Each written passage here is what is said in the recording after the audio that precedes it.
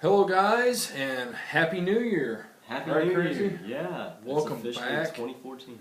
Yes, our first Beyond the Realms video of 2014, and we actually just celebrated the New Year. It's just past midnight here, and as you can see playing behind us is Saw, the original Saw, and today we are going to talk about all of the Saw films.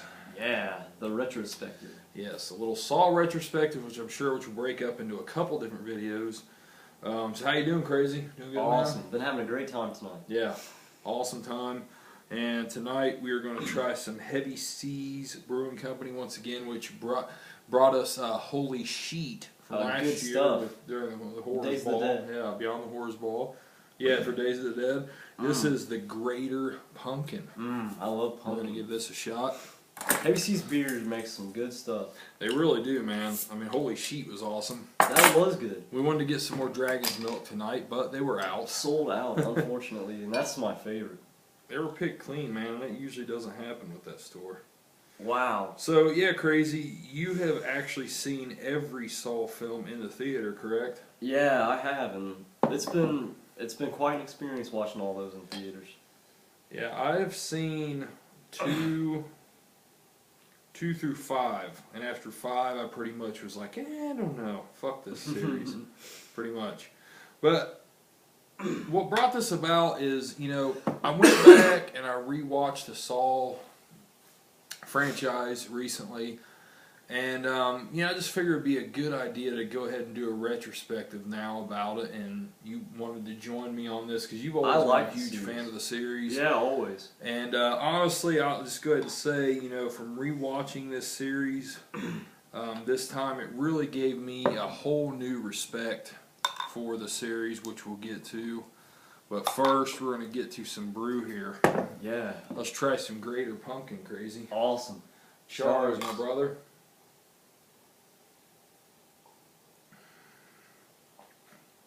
Oh man, that's got a great taste. Oh, that is like good. It? Yeah.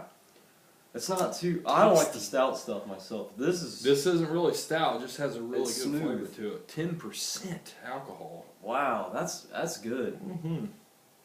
So, the original Saw film. Innovative, creative. Yeah, interesting. Very interesting. Awesome tension, atmosphere, feeling. Yeah. Unknowingness. Yeah, great twists. Yes, I mean, James Wan's first film, and weren't they just given like $1 million budget? $1 million, that's it. Him and Lee Wanell, and they came up with the story. Actually, that's based off a short they made in Australia. And that's how they got the funding from from Lionsgate. Yeah, Lionsgate. Yeah. Cause and they saw it and they were really impressed by the short, and then they were in business. Yeah, I just, it's amazing the return that the movie made. Man. How much of a cultural phenomenon it became. I mean, I think that one thing I always think about is if this film was left as just one film, this would be regarded in the same lines of like Seven. Yeah. Or something like that. I really do believe that. Now, yes, some of the acting kind of gets bad. Like Carrie Owens. Oh man, especially towards the end when he... Freaks and we're going to talk about this all with spoilers, which I'm sure everybody's already seen it, so it doesn't matter. The part where he chops off his foot, I mean, after that, he is just so fucking bad, man. And Lee Wanell's really not good through the whole thing, I don't think. I don't know. There's a lot of cheesy one-liners he uses and shit that you just wouldn't think somebody would use or do. Or actually say. Yeah, and the part where he smokes a cigarette, it's just like, oh... but other than that, this film is really good, man. I think it's one of the better ones of this century, I think. Oh, I do too. Like, of the aughts, it's one of the best. Yeah. And like, yeah, I mean, that Lee Wanell, I think, is an awesome writer, and that's a showcase of his first real feature film. That's a showcase of his talent. It was the first one for him, too? Yeah. Well, he is young. I mean...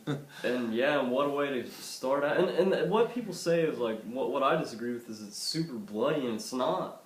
No, it's really not. A lot of it's implied, and a lot of it is just, the tension, the build-up to some of it, Yeah, that's it. Yeah, pretty much spearheaded the whole torture porn subgenre, which Yeah. I just hate that whole term because, you know, I was watching this series and there's really only 2 instances of nudity in the entire franchise. There's one in part 3 with the freezer, Yeah. and then there's one with Jigsaw in part 4. And the autopsy. In the autopsy, you know. But other than that, there's no nudity. And then some people say, oh, you know, well, the gore is the pornography of it, like people that get off. I just don't agree with it, man, because I just don't. I don't know. I mean, there's a lot of gore in it, but there's much more to this franchise than just gore. Yeah, it's a really complex, awesome story. Yeah, and it all starts with this first film. You know, the groundwork is laid. I think it's an awesome film. Mm-hmm. I really love Saw, and like I said, I just think it would be way more highly regarded if it wasn't tainted per se by the sequels. Yeah. Oh yeah. And Yeah. you know what's cool is also it's kind of like James Wan wanted it to be kind of like a giallo, and it has those elements too, which is cool. Yeah, it does. Which yeah, is really I didn't cool. even think about that. I didn't know that. Yeah. Yeah, like all the red herrings and stuff, and Yeah. the point of view. And the twists and turns of the story. It makes is like a sense. modern day giallo Saw alone. So then that brings us to Saw 2, where, you know, everything is up in the story. Yeah, beefier. Yeah, much more complex story. A lot gorier. Amanda, the character of Amanda, is back and going through it again. Yeah. And in this one, we find out she actually is working with Jigsaw. Yeah. And we have Donnie Wahlberg.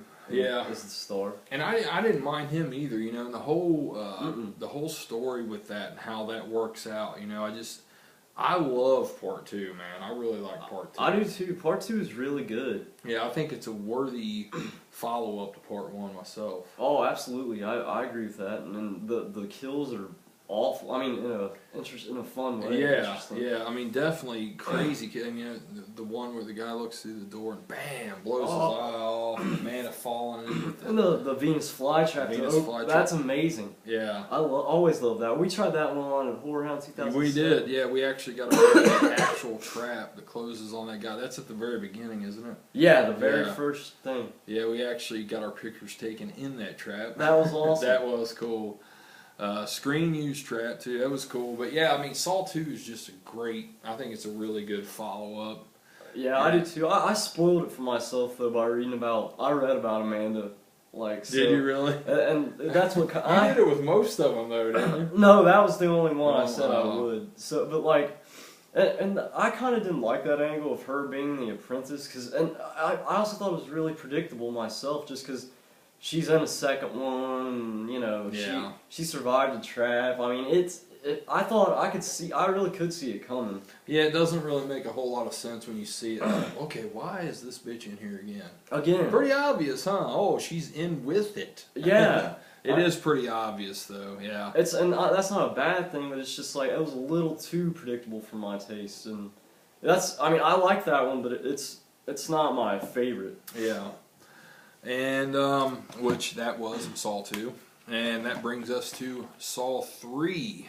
Oh, one of my absolute favorites. Or I think both of us would agree if the series, okay, it went past part 1, okay, if it would have ended with this one after that, since they had to go ahead and go on, it would have been best suited to be as a trilogy. Do you agree? Yeah, it would have been perfect. In this one, Jigsaw dies. He's, you know, well, that pretty much says it all. But That's I mean, it. He's complete. He's bedridden. That's how he's playing you know, games. Yeah, Amanda is doing the shit with him. You know, obviously it shows everything with that, and you know, a lot of complex stuff with that. Yeah. And the character of Jeff. Comes in this one. And the Dr. Lynn Denman. Yeah. Yeah. And their stories run parallel to each other. Yeah.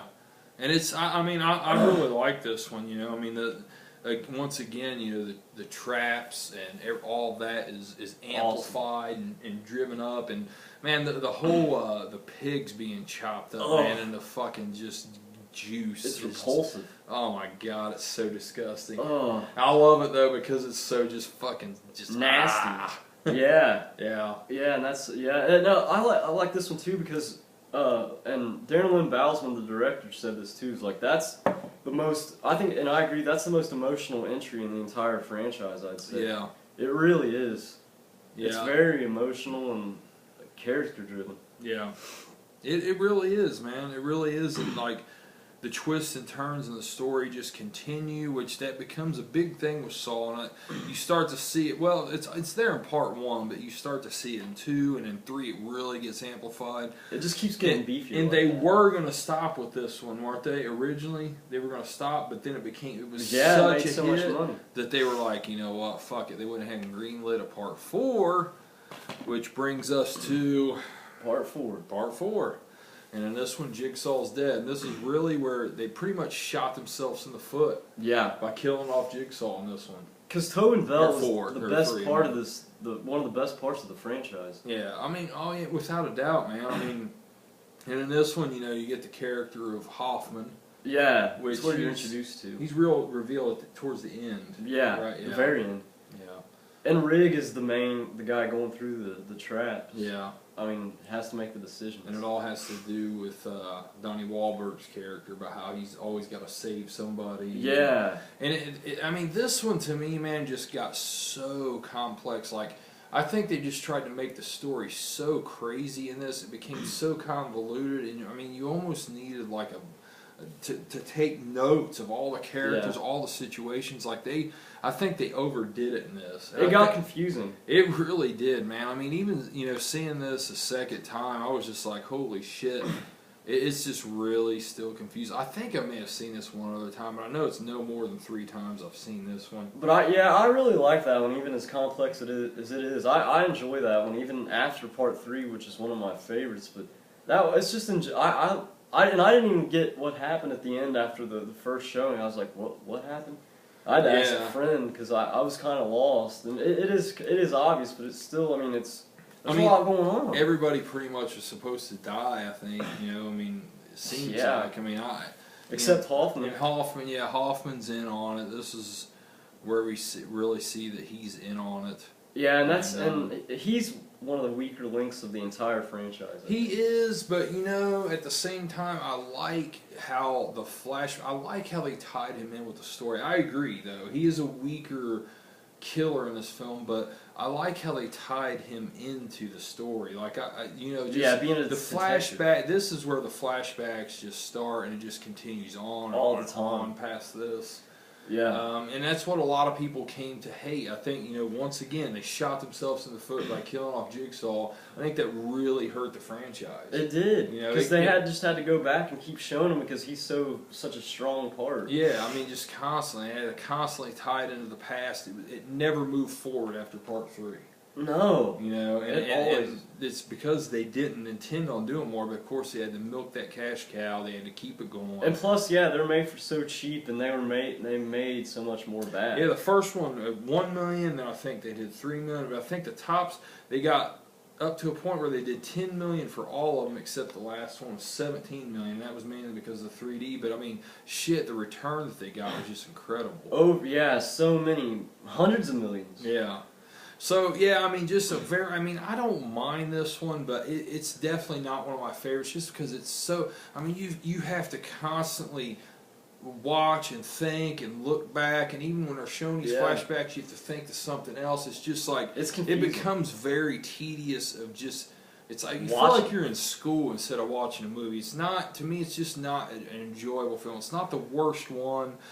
But it's definitely not the strongest one, even after Part 1. Yeah. So guys, we're going to cut this off, and we're going to do the last 3 Saw films on the next video. We will be right back, guys.